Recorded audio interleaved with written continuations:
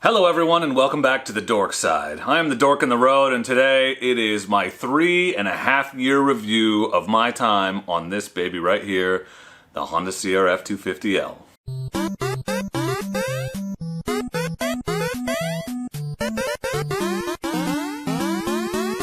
That's right everyone, I am the Dork in the Road and I want to be your internet writing buddy. And I'm better than your regular writing buddies because I'm available whenever you want and I come with the mute button. So please consider subscribing and don't forget to turn on those notifications so that you don't miss awesome new content just like this. As I mentioned, I have owned this motorcycle to my right, the Honda CRF250L, for 3.5 years now. Seems like it was only yesterday I brought this sweet baby home in March of 2017 and took my first toddling steps into the wider world of off-road riding. So it was the second motorcycle I ever owned and my very first dual sport or off-road motorcycle at all. I had many firsts on this bike. My first trail riding experience was on this bike. My first off-road riding experience at all was on this bike. My first drop was on this bike. My first solo adventure into the wilderness by myself, terrifying the first time actually, to be miles and miles and miles off the beaten path on my own, that was on this motorcycle. First bike I ever loaded in the back of a truck was this bike. It is in many ways the bike that sparked the transition of this channel from a regular old run-of-the-mill motorcycling channel to a off-road riding focused dual sport juggernaut that it has become. Juggernaut's maybe an exaggeration, but dual sport channel, I guess. Whatever it is, I don't know what it is, you tell me. And I've put thousands of miles on this motorcycle on and off-road, mostly off, and I honestly, to this day, wish that it was the motorcycle I had started on. It was my second bike, but I really, really wished it had been my first, and I think it is a great, if not the greatest, first motorcycle out there. So if you're unfamiliar with the bike, a few basic things to know. It's a 250cc dual sport motorcycle. It's a single cylinder thumper. It's fuel injected, has 6 gears. There's a 2-gallon tank. It has 22 horsepower. Top speed of 75 or so. I've ridden it on the freeway. You can see that in a video. I'll put that up here. It's one of the two. It has a fuel gauge, which is pretty rare on a dual sport, and the rear suspension is preload adjustable, but otherwise not adjustable. And the front is not adjustable at all. And the bike weighs 317 pounds. It's heavy for an off-road motorcycle. So those are the basic specs. So here are the pros of this motorcycle, the things that I would call positives in its column. Fuel injection is a huge plus, especially in the dual sport world. This thing starts right up every time. It doesn't really have to warm up. It just pretty much starts up and goes. There are no concerns about changing elevation or any of that. There's no petcock to worry about forgetting to turn on and off. You don't have to choke it to start it. None of that. You just turn the key, hit the button, and this motorcycle goes. No matter the elevation or the temperature, it just starts right up and you are off and on your adventure as quickly as you want to be. It's a bulletproof, reliable engine, proven. It's really, really hard to kill one of these. It will not leave you stranded, at least not from mechanical failure. It might leave you stranded if you do something dumb, like puncture the oil filter cover in a freak drop or something like that. Ask me how I know. But it's not a bike that you're likely to have many mechanical issues with. This motorcycle is exceptionally smooth and easy to ride. It's so easy to ride. It's forgiving of your beginner mistakes. Doesn't really have enough power to get you in trouble. If you do something dumb like drop the clutch unexpectedly or over rev or whatever, it's got enough leeway and freedom that you're gonna be fine. You can catch it, you can stop it, you can correct what you're doing. It's easy to ride and shift.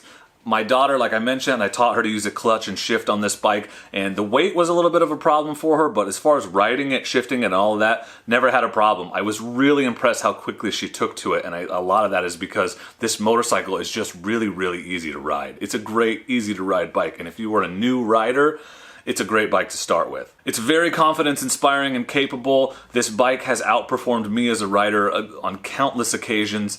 It can climb a tree. It's very capable. It can handle a lot of off-road situations that you wouldn't think it would be able to. Not quickly necessarily, but it can get you there. It'll do basically anything that any other dual sport will do, just slower and less comfortably in most cases. It's totally a jack of all trades. Like, this bike is pretty okay at basically anything you ever asked it to do. You want to ride on the highway? It's okay at that. It's not super comfortable. You want to ride around town? It's okay at that. You want to put a bunch of gear on it and go in the backcountry and camp? You can do that, just slowly. You want to ride it off-road on trails? You can do that, just kind of okay, right? The bike does everything that you could ever want it to do. So it's a great bike if you don't know what you want to do, because you can actually try basically everything on this bike and figure out what kind of riding you want to get into. That's what I love about dual sports, and that's what I love about this one in particular. It's very affordable, both in terms of purchase price. You know, you can get a new one for less than $6,000. Insurance is super cheap, and they hold their resale value, from what I can tell, relatively well, especially around here in the Pacific Northwest.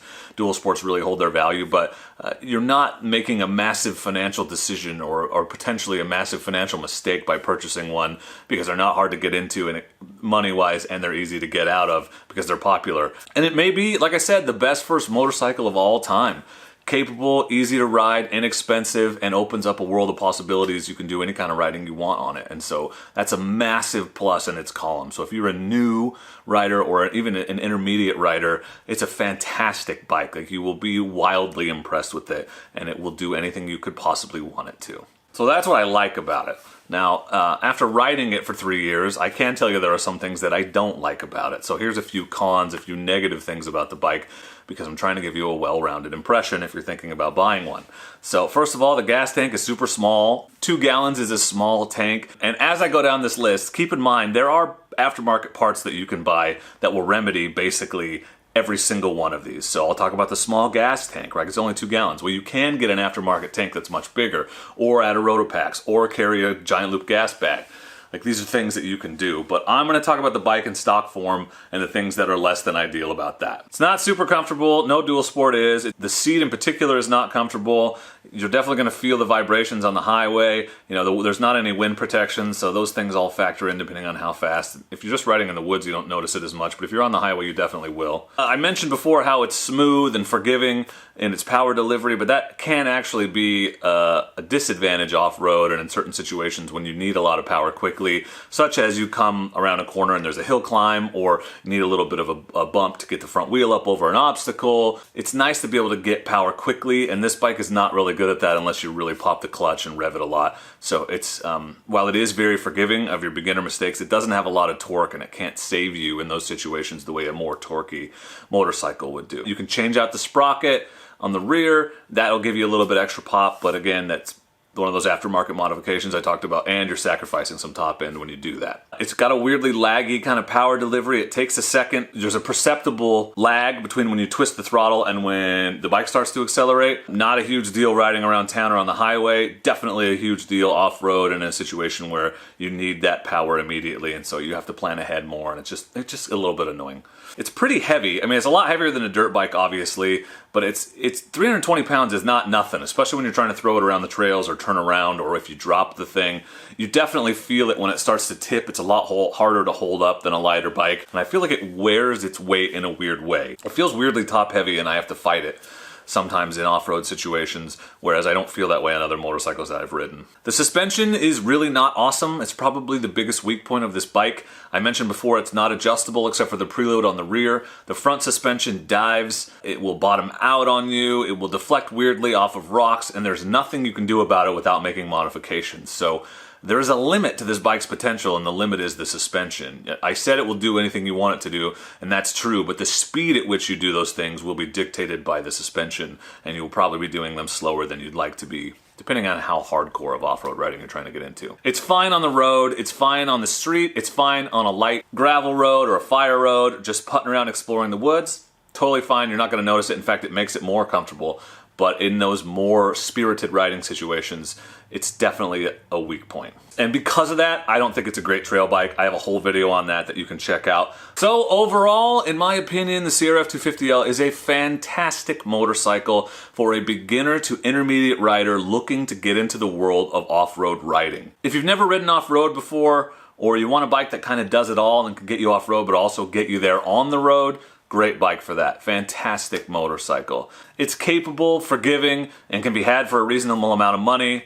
The aftermarket is huge. There's tons of accessories, like I said, parts that you can add to rectify basically all those weaknesses I talked about, but also just protection mods, cosmetic mods. The community is huge, both on Facebook, various websites, Thumper Talk, places like that, and here on YouTube. In fact, there's lots of great CRF250L YouTubers out there you can learn from. It's bulletproof, reliable, will never let you down. It's almost a perfect bike for beginners because it's easy to ride, forgiving, capable, will last forever, is inexpensive, and is capable of all kinds of riding, from around town to moto camping loaded down with gear to trail riding and exploring the backcountry. If your goal is to get out and explore the woods, on fire roads, logging roads, if you want to get out into the wilderness on sort of semi-abandoned road type situations, this bike will always be great for that. It's a fantastic bike for that. If you want to get into more spirited, less developed type riding on trails or cross country or whatever, it's maybe a little bit less good at that. It's not necessarily the bike that I would recommend if you know for sure that you want to ride trails and a little bit more technical, a little bit more complicated, difficult, spirited type off-road situations. If you're going to be mostly off-road, there are probably better dual sports out there for you. If you know you want to ride on the highway and do some kind of forest roads, it's a great bike for all of that. So I love this motorcycle. It may be my favorite motorcycle of all time, top 2 or 3 for sure, but definitely in terms of bike that I've had the most fun adventures on, learned the most on, and grown the most on, for sure my 250L is that #1 for me. It took me many amazing places and taught me just tons of things about how to ride and how I want to ride. It allowed me to experiment, try all kinds of different things, and really narrow down and figure out the types of riding that I like the most. And without it, I would not be the rider or the video maker that I am today. Like, we can't understate its impact on this channel and the direction that it took. It's the reason why I make off-road riding videos, so that is a huge endorsement in my mind. The CRF250L for me has been simultaneously a gateway into a wider world, a much wider world, much of which I did not even know existed before I stepped through the gateway. And it's also been the reliable, stalwart, supportive friend that's accompanied me along the way on the journey. Always ready to go in any direction that I wanted to go and capable of helping me get there. That's the CRF250L. That's the bike you're buying if you're thinking about picking one up. I have many videos. I have a whole CRF250L playlist which I will link for you. Please consider hitting that like button if you learned something or got some insight from this video. That really helps YouTube know to share it with other people so more people can learn about what a fantastic bike the CRF250L is. If you're looking for like a really cool one-stop shop for all of your dorky motorcycling needs, check out my new website, dorkandtheroad.com. Go give it a look. But for now, and as always, I just want to say thank you very much for watching, and please do not forget to be excellent to each other. Thank you. Excellent! It's comfortable. It's not comfortable.